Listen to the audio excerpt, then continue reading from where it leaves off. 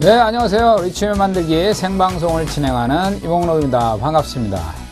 자, 지난 시간에 선물 거래 시스템 트레이딩 이런 주제 아래 또 소제목 수렴과 발산이라는 내용을 가지고 이야기를 좀 해보았습니다. 수렴과 발산, 뭐 이론적인 이야기 같지만 실전에서는 거의 베이스컬하게 사용되는 정말로 이 전제 조건이 수렴과 발산이다라고 할 정도로 중요한 내용의 이론이다 라고 말씀을 드릴 수 있습니다. 실전에서 정말로 활용도가 높은 하나의 매매 진리다라고도 말씀을 드릴 수가 있습니다. 예, 그럼 이야기를 계속 하도록 하고요. 잠시 후에 뵙도록 하겠습니다.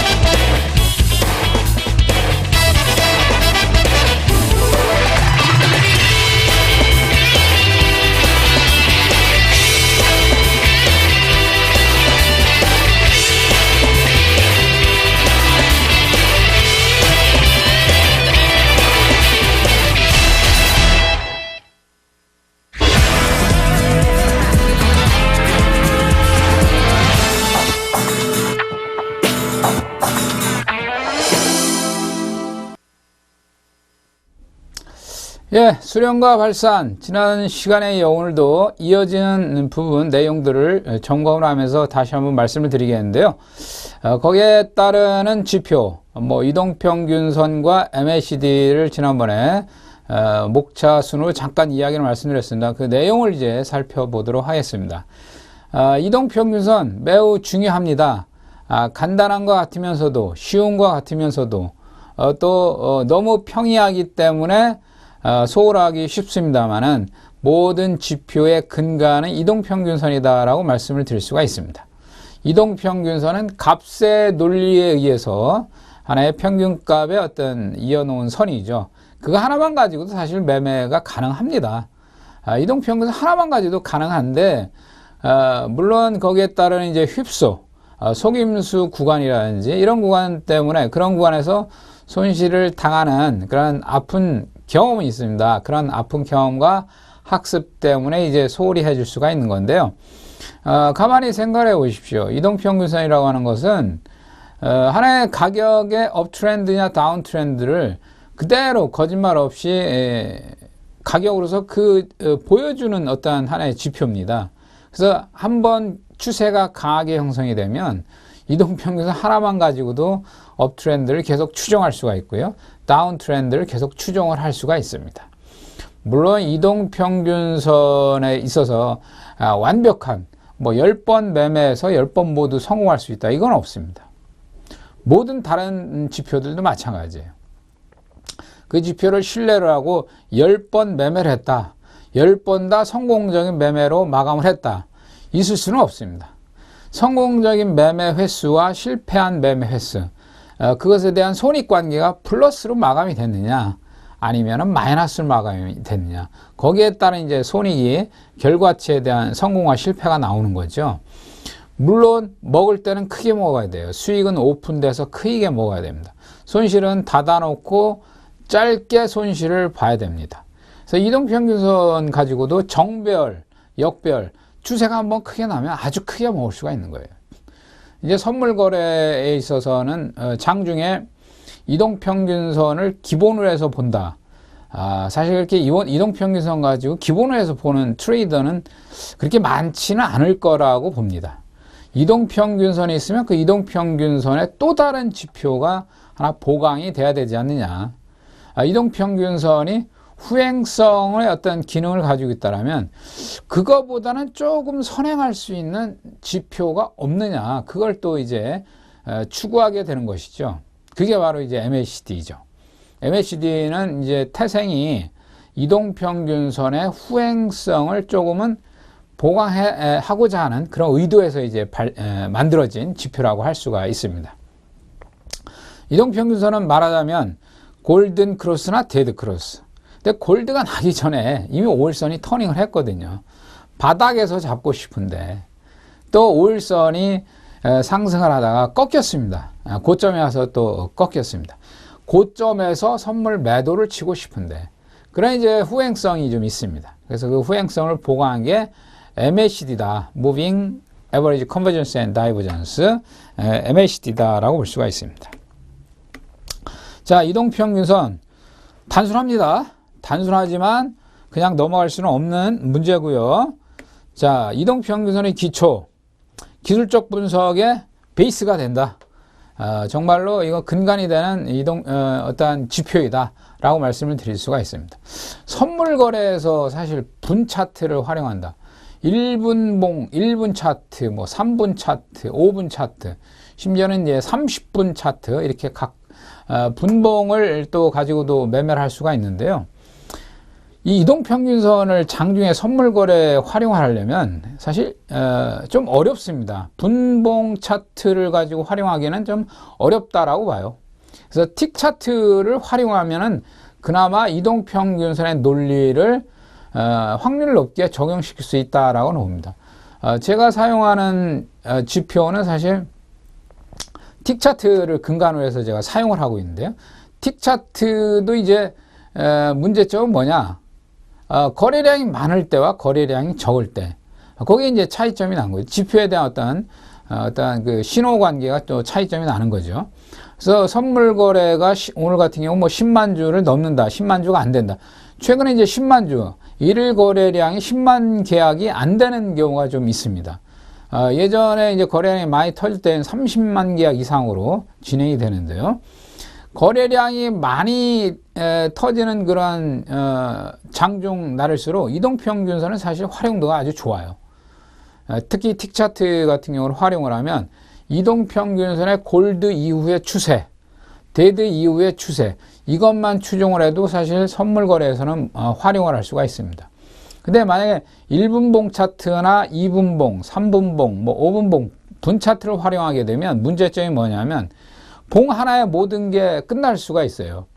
봉 하나가 크게 형성이 되면서 수익에 대한 크기가 거기서 다 끝나버려요. 1분봉 하나로 수익이 다 끝나버립니다. 그러니까 1분봉을 세게 주고서 그 이후에 추가적인 봉 형성이 안 되는 경우도 있단 말이죠. 5분봉을 보내. 5분 만에 시장의 어떤 그 수익을 줄 수 있는 구간이 다 끝나버린다는 얘기죠. 그래서 그런 문제점이 분봉에서는 분명히 발생을 합니다. 그래서 분봉을 사용할 것이냐, 틱 차트, 틱으로 이제 차트를 사용할 것이냐, 이런 부분에 이제 최초 자기가 결정을, 원칙에 대한 부분 결정을 해야만 하는 거고요. 이동평균선을 적절하게 활용하려면 분봉 차트보다는 틱 차트 활용이 더 좋다라는 것을 이제 경험적으로 말씀을 좀 드려보겠습니다. 자, 이동평균선, 주가의 방향, 역배열이냐 정배열이냐, 분명히 이평선 가지고도 시장의 트렌드를 파악해낼 수가 있습니다.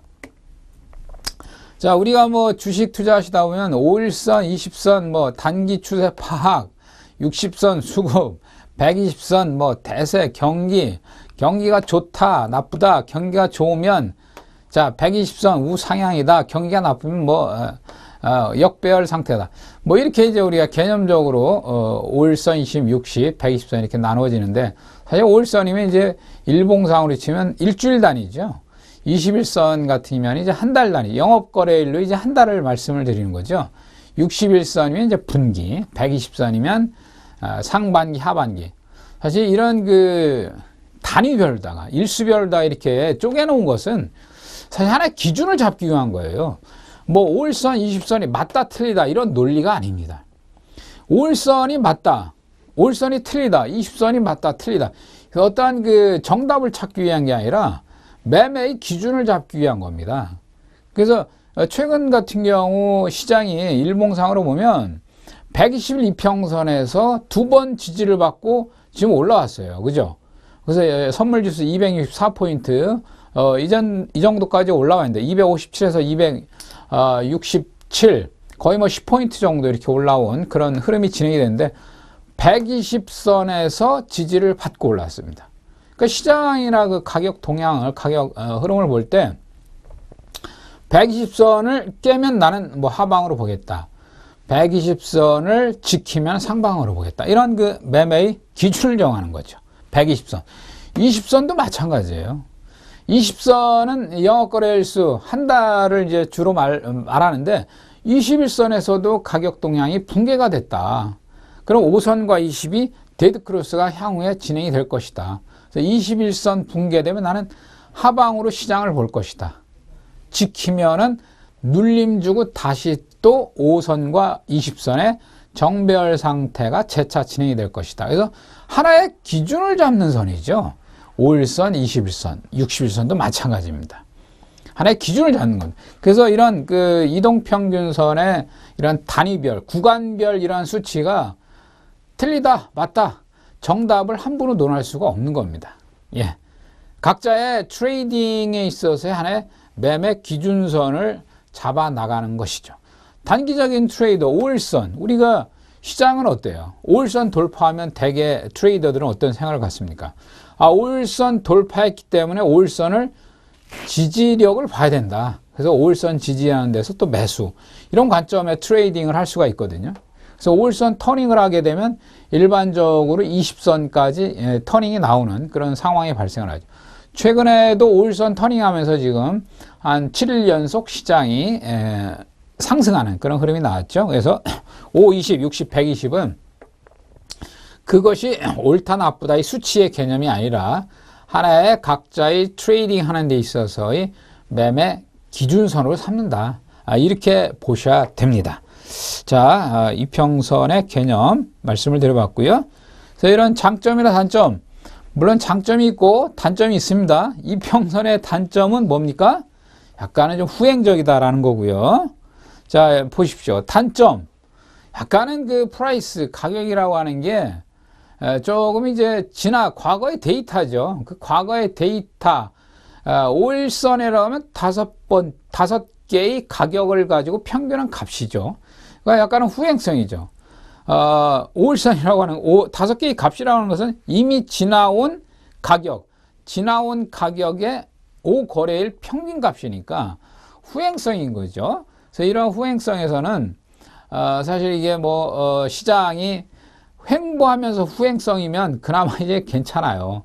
근데 V자로 급등을 하게 되면 후행성이라고 하는 부분이 상당히 그 치명적인 경우도 많습니다. 자, 이평선에서 쉽게 얘기해서 우리가 그 일봉의 캔들이나 분봉이나 할 것 없이 이동평균선 위에 가격이 있으면 어떻게 돼요? 이동평균선 위를 계속 타고 가는 성격이 있죠. 일정한 시간과 일정한 기간 동안에는 이동평균선 위에 가격이 진행이 됩니다. 그죠? 이동평균선 위를 타고 있다. 이동평균선 아래를 깨고 있다. 자, 가만히 생각을 해 보십시오. 가격이 이동평균선을 타고 있습니다. 그럼 우상향이죠. 5일선이 이제 우상향하고 있는 거죠. 5일선이 우상향하고 있을 때 어떤 현상을 가끔 보실 수 있냐면 5일선을 타고 있다라고 하면 반드시 5일선 위에서는 장대 양봉이 한 개나 두 개는 반드시 발생을 한다는 겁니다. 반대로 5일선 아래의 가격이 흐르고 있다라고 하면 5일선 아래에서는 반드시 장대 음봉이 한두 번쯤 반드시 출현이 된다는 얘기예요. 5일선이라고 하는 것이 우상향이나 우하향을 만든다라고 하는 것은 그 가격 동향에서 한두 번쯤은 장대 양봉이나 장대 음봉을 반드시 발생을 시킨다라는 거예요. 그럼 매매를 할 때 노림수를 둬야 됐다라는 거 하는 것은 지금 가격이 이동평균선 위에 있다. 그러면 한 번쯤 반드시 장대 양봉을 칠 것이다. 장대 양봉을 치는 그 날, 그 시점, 그 타이밍, 그거 한번 노려서 매수 방향으로 좀 수익을 내보자 라는 그 노림수를 기다릴 수가 있는 거고요. 그다음에 장대 5일선 위에 이평선 아래 가격이 진행이 되고 있다라면 장대 음봉이 반드시 한두 번은 출현이 될 것이다. 그렇다면 장대 음봉이 출현할 때 매도 방향의 수익을 한번 크게 먹어보자. 이렇게 이제 노림수를 둘 수가 있는 겁니다. 그러니까 노림수라고 하는 것이 장기나 바둑에서 상대방의 허점 또는 승패를 가를 수 있는 그런 자리를 기다린다는 것이죠. 마찬가지로 이게 선물 매매에 있어서도 5일선 위에서 가격이 진행되고 있을 때와 5일선 아래에서 가격이 진행되고 있을 때 내가 노림수를 어떤 방향으로 지켜서 그것을 타이밍을 진입하느냐, 그것에 대한 고민을 하셔야 돼요. 그런데 우리가 일반적으로 약간 초보 수준 아니면 그 마인드가 아직 정립이 안 되신 분들은 5일선 위에서는 거꾸로 매도를 치려고 하는, 맞으면 가격이 진행이 되면 어디에선가 꺾일 거야 라고 하는 역추세적인 발상을 하는 경우가 있어요. 그런 큰 코를 다칠 수가 있습니다. 큰 손실을 볼 수가 있어요. 그러니까 5일선 위에서는 사실은 이게 가능하면은 최대한 매수 방향 쪽으로 저점 매수를, 매수 방향 쪽으로 눌림 매수를 노려야 된다는 게 사실은 원칙적으로 맞습니다.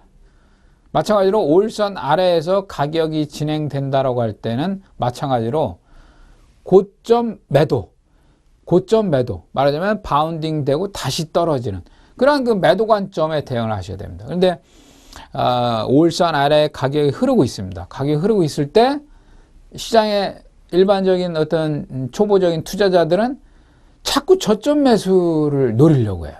여기서는 돌아서겠지, 여기서는 돌아서겠지.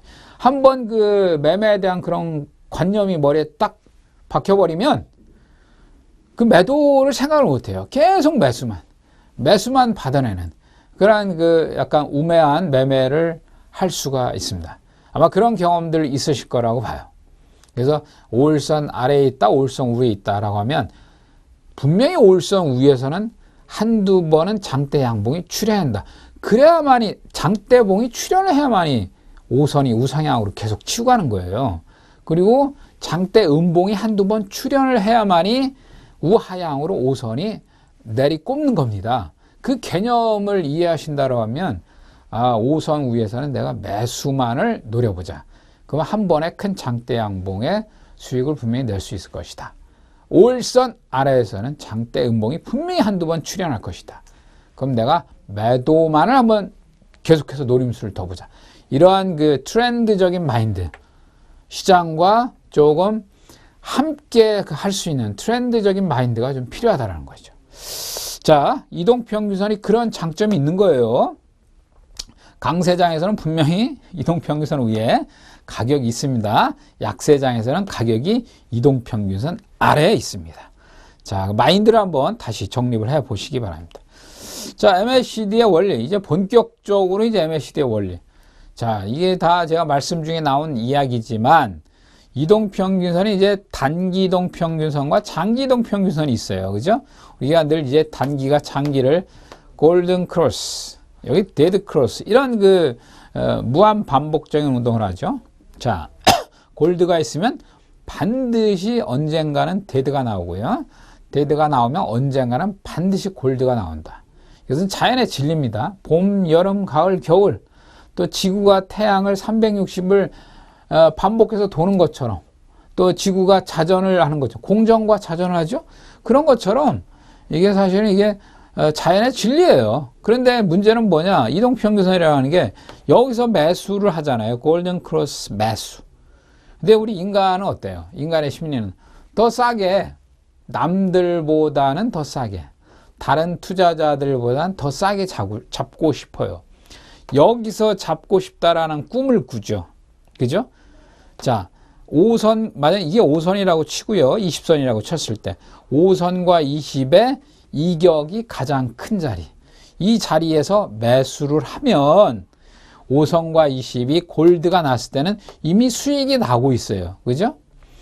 홍길동이는 여기서 잡았어요. 김철수는 여기서 잡았습니다. 자, 김철수가 잡은 자리와 홍길동이가 잡은 자리. 벌써 홍길동이는 아래에서 잡았기 때문에 수익이 나고 있는데 늦게나마 이동평균선을 추종한 김철수는, 여기 좀 늦게 잡았죠. 후행성이죠. 자, 이런 그 후행성인 부분을 보강해 주기 위해서 MACD를 개발을 한 거죠. 그래서 좀 빨리 잡아보자. 바닥권에서 좀 빨리 잡아보자 라고 하는 목적에서 만든 겁니다. 자, 근데 물론 이제 여기서 골든크로스에 잡든 뭐 홍길동이가 여기서 잡든 뭐 철수가 여기서 잡든 간에 시장이 강세장으로 골든크로스가 정배열 쫙 진행이 되면 사실 뭐 홍길동이든 철수든 다 수익이 나요. 물론 뭐 아래에서 잡은 홍길동이가 100만 원 먹었으면 철수는 50만 원 먹는다든지 수익의 크기만 좀 다를 뿐이지 수익은 강세장으로 진행이 되면 다 납니다. 똑같이 나요.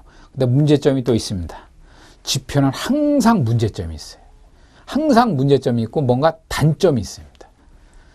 자, 그 문제는 다음에 좀 말씀을 드려보고 잠시 후에 다시 뵙도록 하겠습니다.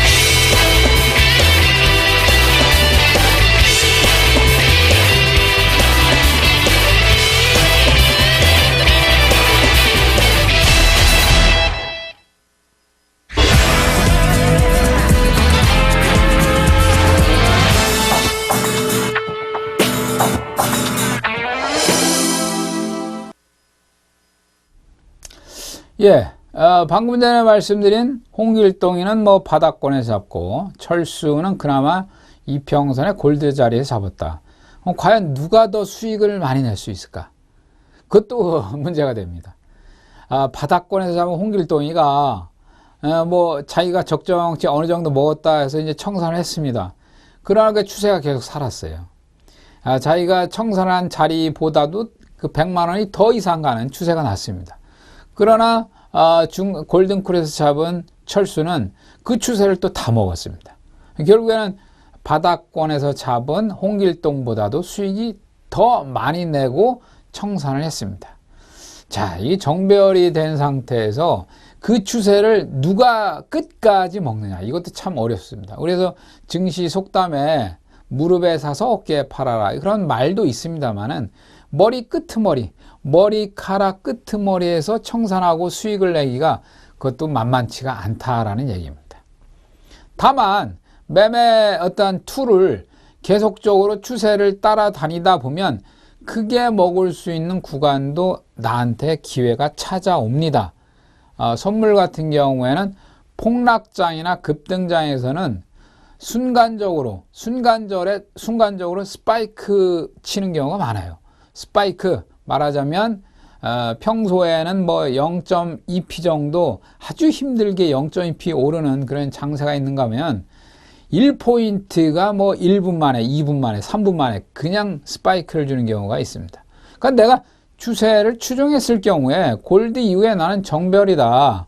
그래서 정배열이기 때문에 홀딩하고 있는데 스파이크 주는, 말하자면 이게 웬 떡이야? 야, 운칠 기삼이라는데 오늘 운 좋네, 재수 좋다, 뭐 이런 형태의 그 수익을 내는 그런 경우가 있습니다. 분명히 있습니다. 정말 있어요. 과거에 예를 들면 예전에 뭐 상당히 많았습니다. 뭐 세세하게 말씀드리기가 좀 그렇지만 하여튼 그런 경우가 왕왕 있어요. 특히 이제 폭락장에서는 그런 게 더욱 심해요. 폭등장보다는 폭락장에서 1단 하락, 2단 하락, 3단 하락. 3단 하락에서도 1p 이상이 그냥 그대로 나버리는 경우가 많습니다. 그러니까 추세를 계속 들고 있으면 그런 경우가 있다는 얘기예요. 그래서 누가 홍길동이냐 철수냐 바닥에서 잡았다 그래서 그 사실 그것도 굉장히 좋아할 일도 아니에요. 추세를 누가 잘 끌고 가서 먹느냐. 조금 늦게 진입한 철수도 추세를 끝까지 잘 끌고 가면 홍길동이보다도 더 큰 수익으로 마감을 할 수가 있는 거거든요. 그래서 추세가 중요한 거거든요. 그래서 이동평균선에 있어서 정배열이냐 역배열이냐, 추세가 업트렌드냐 또는 다운트렌드냐, 이거 끝까지 홀딩하고 강심장으로 들고 가는 거, 그것도 중요하다는 얘기입니다. 자, 어쨌든 간에 이렇게 이제 이동평균선의 이격도를 가지고 자 이렇게 되는 거예요. 그래서 진입과 후행성을 극복을 한 거다. 약간 이제 선행. 자, 이 매도도 마찬가지예요. 내가 이제 매수를 홀딩하고 있다가 매도 포지션을 청산하고 싶다. 여기서 청산하고 싶어요. 그죠? 누구든지 모든 사람이 그죠? 그러나 이평선을 가지고 매매를 하다 보면 데드 크로스 나왔을 때 여기서 매도 청산을 할 수밖에 없어요. 지표적인 매매 이런 부분 때문에. 따라서 여기서 매도 청산을 할 수 있게끔 지표화가 된 게 또 이제 MACD다라고 하는 것이죠. 그래서 매수는 여기에서, 매도는 여기서. 환상적이죠. 환상적이죠. 이렇게 매매를 늘 언제나 always 언제나 할 수 있다면 정말 환상적인데 모두가 또 그렇게 매매할 수 없는 거죠. MACD의 원리는 이렇다라고 하는 거. 자, 개념도적인 부분 분명히 이해는 가시죠? 자, 이런 원리가 있는 거고요. 자, 다음 페이지 한번 넘어가겠습니다. 자, 중요한 거는 자, 이게 반복이 된다는 얘기예요. 단기와 장기가 계속 멀어지면 다시 가까워지려 하고 또 가까워지면 다시 또 멀어지려 하고 계속 반복이 되는 겁니다. 이게 뭡니까? 회자 정리 거자 필반이라. 세상의 모든 일들은 말이죠. 다 이 사자성어에 분명히 다 해당이 돼요. 그죠? 회자 정리 거자 필반. 만나면 반드시 헤어지게 돼 있어요. 헤어지면 또 다시 만날 수도 있습니다. 그죠? 회자, 불교 사상에서 이제 윤회 사상이죠. 모든 것은 이제 자꾸 이제 처음과 끝은 없다라는 겁니다. 끝이 바로 시작이고요. 시작이 또 끝이다. 이렇게 되는 거죠. 회자 정리 거자 필반. 자, 이게 MACD의 원리입니다. 이동평균선 골든 크로스가 있으면 언젠가는 반드시 데드 크로스가 있고 데드 크로스가 있으면 반드시 또 골든 크로스. 이게 회자 정리 거자 필반이다. 자, MACD도 이격도가 벌어지면 다시 또 가까워지려 하고요. 가까워지면 또 멀어지려고 합니다.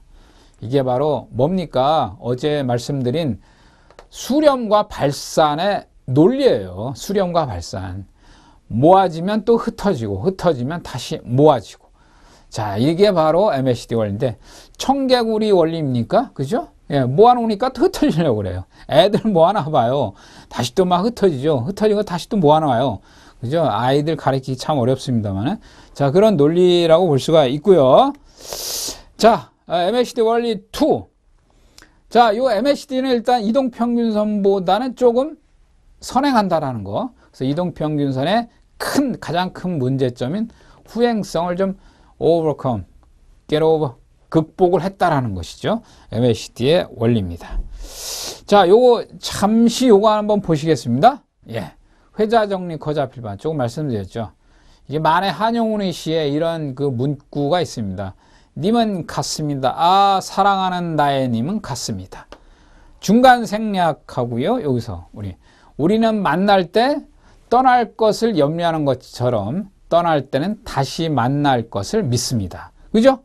자, 요거 예전에 학교 다닐 때 중고등학교 시절에 생각나는 하나의 그 시죠? 자, 이게 바로 회자 정리 거자 필반. 자, 다시 우리가 만날 때 떠날 것을 염려하고요. 떠나면 다시 만날 것을 믿습니다라고 하는. 자, 이게 주식에서도 이게 다 이게 아니면 선물 파생 매매에서 다 적용되는 그런 논리입니다. 그러니까 이게 회자 정리 거자 필반 수렴과 발산. 이 논리는 세상에 일어나는 모든 사회적 현상, 자연적 현상, 어떤 그 정치적 현상, 경제적 현상에 모두 해당된다라고 볼 수가 있어요. 모두가 해당이 됩니다. 그죠? 자, 이게 뭐 제가 여기 방송 출연하기 위해서 기차를 타고 옵니다. 철도 파업 중이에요, 지금. 그죠? 뭐 조만간에 또 이제 협상이 잘 돼서 정상화가 되겠죠, 분명히. 늘 뭐 계속적으로 이제 이러한 그 파업이 진행되지는 않겠죠.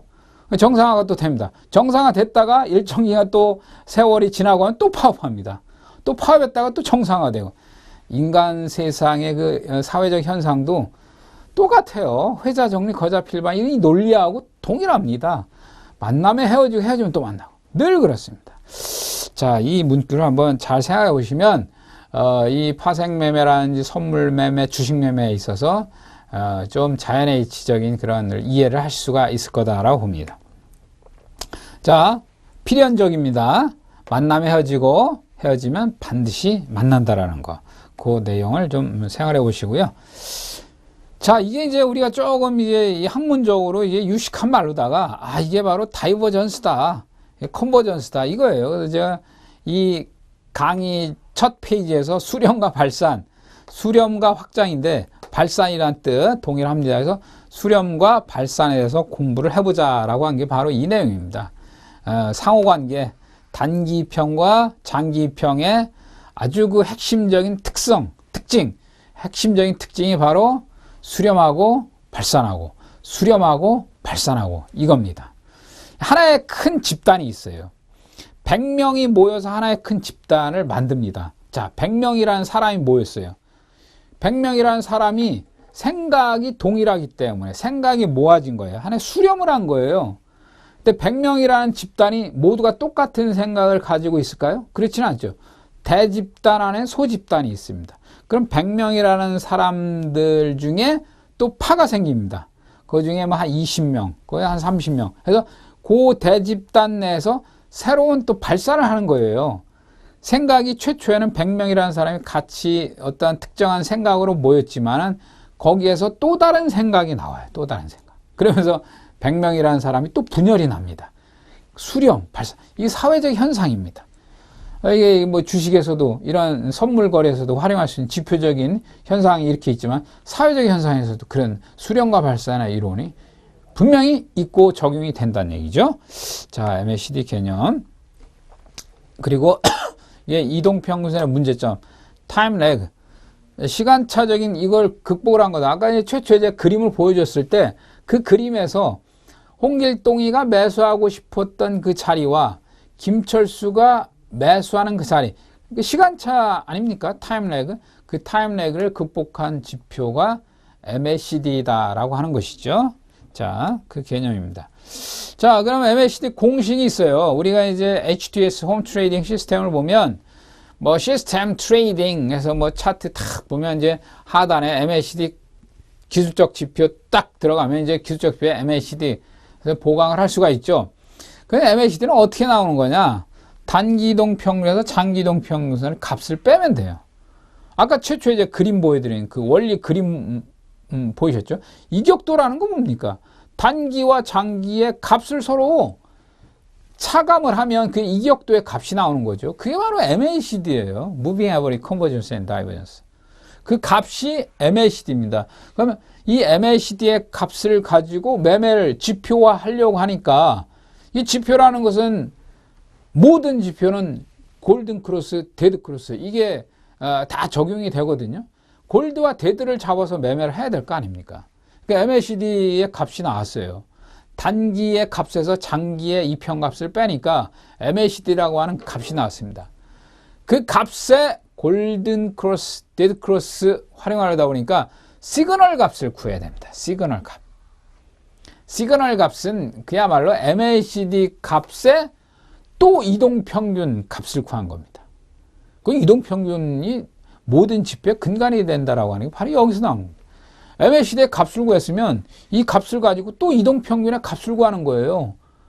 5개의 평균값, 자, 뭐 20개의 평균값, 이걸 평균값. 그게 바로 MACD 시그널이에요. N1의 MACD 이동평균 값. 여기 값을 써놔야 돼요. 여기다 값. 이동평균 값. 자, N1이라고 하는 것은 이게 이제 홈 트레이딩 시스템에서 보면, HT에서 보면 이게 12, 뭐 9, 이제 9로 많이 돼 있어요. 9. 사실 9라고 하는 것은 최초에 이 MACD를 개발한 아펠이라고 하는 사람이 그 당시 주식시장의 상황에 맞게 값을 설정한 것 같은데 사실 이건 뭐 정답은 아니죠. 뭐 본인이 여기서 뭐 7로 할 수도 있고 6으로 할 수도 있고 5로 할 수도 있는 겁니다. 단지 값을 크게 하거나 값을 작게 하면 그 골드 나오는 시점이 빨라지거나 골드 나오는 시점이 늦어지거나 이거의 차이예요. 그래서 시그널 값을 HDS상에서 설정을 할 때 값을 작게 하면 신호가 빨리 나오고 값을 느슨하게 하면 신호가 좀 늦게 나오고 이 차이입니다.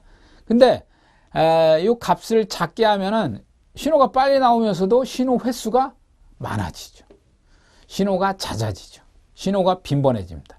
근데 우리가 선물 매매할 때 신호 많으면 골치 아파요. 신호 많으면 정신 없습니다. 신호는 하루에 제 개인적으로 제가 이제 사용하는 제 시스템 언젠가는 제가 한번 보여드리겠는데요. 그 시스템에서는 저는 하루에 딱 4번 정도 나와요. 4번. 매수 신호든 매도 신호든 모두 합산을 해서 4번 정도 횟수가 나옵니다. 시장은 장중에 그렇게 파동을 많이 주지 않아요. 매수 진입, 매도 진입 이거 뭐 계속 뭐 시시때때로 막 주지 않습니다. 시장은 하루에 적당하게 줘요. 평균적으로 한 4번 정도 신호를 줍니다. 4번 정도. 매수 매도 포함해서. 그러니까는 오늘 같은 경우는 제 시스템에서는 아침에 매수 신호가 나왔고요. 그 다음에 오후장 들어서 매도 신호가 2번 나왔습니다. 그래서 아침 오전 타이밍에서는 매수 신호 한번 받고 오후 타이밍에서는 2번 정도 매도 신호를 받았습니다. 그래서 오늘은 토탈 3번 정도 신호가 발생을 했거든요. 자, 하여튼 이 N1이 MACD 이동평균 N1이라고 하는 것은 우리가 HTS 홈 트레이딩 시스템에서 판단을 해보시면은 신호 횟수의 문제다. 근데 절대적으로 횟수가 많으면 안 됩니다. 신호 많이 나오는 거 좋은 거 아니에요. 신호는 하루에 한 번 나오는 것도 좋고 2번, 5번 넘어가면 피곤합니다. 5번 넘으면 피곤합니다. 자, MACD의 공식. 자, MACD 오실레이터. 오실레이터는 말 그대로 히스토그램. 막대 그래프로 그려놓은 거예요. 조금 전에 이제 MACD에서 MACD 시그널 값, 요것을 뺀 것이 그 값이 나올 거 아닙니까? 값. 그러니까, 기준 잡아서 제가 이제 20과 60의 값을 적용을 하거든요. 저도 MACD를 계속 사용을 하면서 12, 26, 9. 그냥 HTS 상에서 그때 뭐 이렇게 제공해주는 그 값을 처음에는 좀 써보다가 신호가 너무 많아. 신호를 제가 좀 줄였어요. 값을 좀 느슨하게 20과 60으로 했습니다. 그러면 22평선과 62평선이라는 뜻이에요. 별 수 없이. 이동평균선의 논리이기 때문에. 그래서 그러면 과연 22평선과 62평선의 히스토그램 말하자면 그 가격 차이 그 가격 차이가 얼마나 나오느냐. 20과 60이 평균적으로 0.5에서 많이 커져봐 1도 안 돼. 0.7. 자, 히스토그램의 값을 제가 지금 말씀을 드리는 겁니다. 여러분들. 히스토그램. 그래서 히스토그램의 값이 아주 커봐야 1 정도예요. 0.8, 0.9 정도거든요.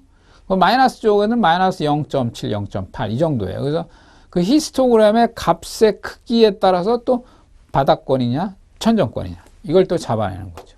그래서 오실레이터는 그런 값의 크기를 가지고 또 시장의 바닥권, 시장의 천정권을 잡아내는 것입니다. 자, 히스토그램 값. 자, 요거는 뭐 아까 말씀드렸지만 이 아펠이라는 사람이 12일 이동평균선하고요 26일 이동평균선을 이제 MACD 이 값을 했어요. 근데 이 당시에는 이게 맞았겠죠. 그죠? 이 당시에는 이게 별 수 없이 HTS에서 이제 제공하는 이 값이 있죠. 이동평균선의 값이. 그러니까 우리가 일반적으로 이동평균선을 5선, 20선, 60선, 120선 이렇게 사용을 하잖아요. 그 이동평균선의 값을 대입을 하면 됩니다. 제가 이제 개인적으로 사용하는 값은 12 대신 20을 넣고요. 26일 대신 60을 넣어요. 20과 60을 씁니다. 20과 60을. 왜냐? 신호를 대폭 줄이기 위해서. 신호 횟수를 좀 줄이기 위해서. 신호 횟수가 줄여도 충분합니다. 아주 충분해요. 그래서 제가 사용하는 값은 여러분들 한번 적용을 해보세요. 내일에도 한번 적용을 해보시죠. 저는 20을 쓰고요. 60을 씁니다. 값을 한번 변형을 해서 이렇게 활용을 해보시면 요 값보다는 훨씬 좋을 것이다 라는 제가 확신을 드립니다. 자, 그래서 이런 값에 대한 부분이 있고요. 자, 수렴과 발산 예, 이거는 뭐 계속 반복적으로 말씀을 드리는데 페이지 넘어가고요. 최종적으로 다시 한번 원점으로 돌아가서 자, 이 논리라는 거. 그러니까 이 논리, 그러니까 모든 그 HTS에서 나오는 모든 지표들은 개념이나 속성만 알고 있으면 돼요. 뭐가 좋다, 뭐가 나쁘다, 이게 어떤 지표가 잘 맞는다, 어떤 지표가 틀리다, 이게 중요한 게 아니라 이 지표의 속성이 뭐냐, 특징이 뭐냐, 이 지표를 만든 사람의 의도가 뭐냐, 그것만 알고 있으면 돼. 그것을 알고 있어야만이 여기서 발생하는 페일리어 시그널, 그것도 기분 좋게 내가 대응을 해 나갈 수가 있는 거예요. 그러니까 특정한 그 지표, 이 MACD라는 지표는 한 번 먹으면 크게 먹는다. 한 번 그 상방 신호, 한 번 그 하방 신호, 트렌드적인 신호, 추세 지표입니다. MACD. 이거 중요한 얘기인데 그걸 얘기 안 했네. 추세 지표예요. MACD는. 한 번 추세를 주면 많이 줘요. 크게 줍니다. 그러니까 그 추세를 계속 추종해야 됩니다. 그래서 이 MACD라고 하는 지표의 특성이 뭐냐? 한 번 추세 주면 크게 먹는다. 비록 횡보장에서 빈번하게 신호가 나와가지고 횡보장세에서 조금 손실을 봤다 하더라도 한 번 신호 잘 받았다. 오늘 거래 터졌다. 오늘 호가 수급을 보니까 외국인들 매도가 왕창 지금 진행이 되고 있다. 얘가 MACD가 하방 다운 트렌드 추세 신호를 진행시키고 있다. 계속 추종을 하는 겁니다. 그러면 수익을 크게 줍니다. 그래서 얘의 특징은 뭐냐? 얘는 한 번 수익을 주면 크게 준다. 한번 믿어보자. 이러한 그 지표의 속성이나 특징을 잘 기억하고 있으면 좋은 장세에서 크게 수익을 낼 수 있다라는 장점, 그런 장점이 있습니다. 그 전제 조건은 뭡니까? 지표는 각각의 특징을 가지고 있기 때문에 각각의 특징을 잘 기억을 하고 그걸 잘 이해를 하고 자기 것으로 잘 소화하고 있어야만이 된다라는 것입니다. 자, MACD 원리에 아까 말씀을 드린 부분이고요. 자, 실제적으로 보십시오. MACD와 이동평균선의 비교, 이 차트 그림을 쭉 보시게 되면 이 그림이 잘 안 보이시죠? 이 그림이 이렇게 보이시면 자, 이 그림을 한번 이렇게 세세하게 요거 한번 설명을 드려볼까요? 자, 이동평균선이 여기서 골드가 나왔어요. 그죠? 골드 나왔죠? 골드 나왔는데 약간 이건 후행성 아닙니까? 약간 말하자면 후행성. 그런데 나는 저 바닥에서 잡고 싶어요. 근데 어때? MACD 보니까 여기서 양선 출현이 여기서 음선 진행이 되다가 양선이 여기서 진행이 됐죠. 그러니까 여기서 지금 MACD는 여기서 매수 신호를 보내고 있어요. 골든, 이평선 골든이 여기서 나왔는데 이게 바로 선행성이라는 거죠. 선행성. 이동평균선 보다는 선행성이다 라는 것이죠. 이평선의 골든이 여기서 나오고 있는데, 그죠? 그 다음에 MACD는 매수 신호를 여기서 아래에서 벌써 주고 있다. 그래서 이게 선행과 후행, 이동평균선과 MACD에 비교할 수 있는 아주 좋은 이해가 되죠. 앞에서도 마찬가지입니다. 여기서 보세요. 이동평균선은 여기서 골드가 나오고 있어요. 단기가 장기를 골드하고 있죠. 그러나 보시면 여기서 MACD가 음선에서 양선으로 전환이 되고 있죠. 먼저 신호가 나오잖아요. 그죠? 그러니까 남들보다는 더 바닥권에서 내가 진입할 수 있다. 자, 이거 종합주가지수 이제 차트로 이렇게 예를 들어본 건데, 이러한 이동평균선과 MACD의 선행성, 후행성 우리가 차트상에서 볼 수가 있다는 것이죠. 자, 여기 또 한번 우리가 볼까요? 자, 보시면 이게 바로 이제 선행성과 후행성의 비교죠. 그림을 이렇게 보시면 조금 전에 말씀드린 것처럼 이평선 골드, 자, 이평선 골드가 여기서 발생을 했습니다. 그죠? 그러나 여기서 앞에서 먼저 이제 MACD가 나왔죠. 자, 이게 이제 매도도 마찬가지예요. 매도. 선행하는 매도. 양선에서 음선 전환이 되죠. 자, 양선 음선 전환이 되죠. 그러나 데드는 여기서 나오고 있습니다. 데드. 이평선의 데드는 여기서 나왔습니다.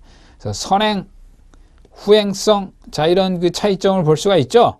선행과 후행성의 이평선과 MACD에서 이런 기능을 볼 수가 있습니다. 자, 이렇게 이제 한번 보겠고요. MACD의 산출. 요거 아까 이제 말씀드린 내용이죠. 동일한 내용 그림에서 보시면 동일하고요. 자, 활용 방법. 요거 활용 방법이 또 중요한 내용인데 요거는 또 다음 시간에 하도록 하고요. 자, 조금 말씀드린 선행성과 그러니까 이평선과 MACD의 왜 원리가 이렇다라고 하는 걸 여기서 볼 수가 있습니다. 예, 여기까지 하고요. 잠시 후에 다시 뵙도록 하겠습니다.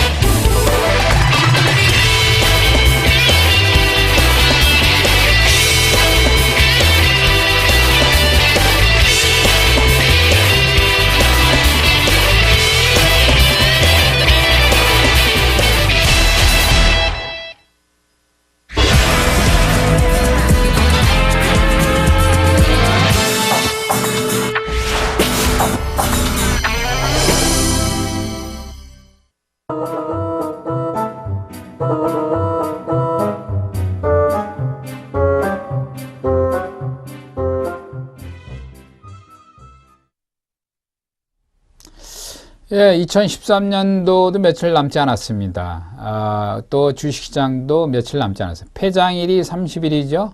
31일은 이제 휴장을 하고요. 또 1월 1일 날도 휴장을 하고. 그래서 자, 오늘 목요일이었죠. 그러니까 금, 월 이틀 남았네요. 이틀.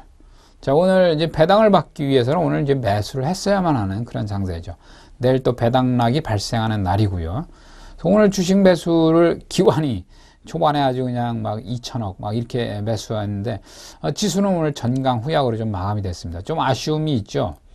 자, 어쨌든 간에 금년도 들어서 시장이 과연 지난 이제 2063포인트가 최고점이었거든요. 코스피 지수. 과연 거기를 돌파할 수 있을 것인가. 오늘 1999포인트로 마감이 됐습니다. 조금 아쉽죠.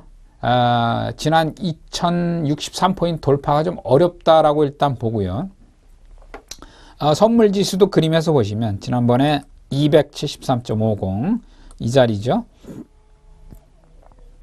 자, 이게 이제 보시면은 여기서 고점과 고점 자리를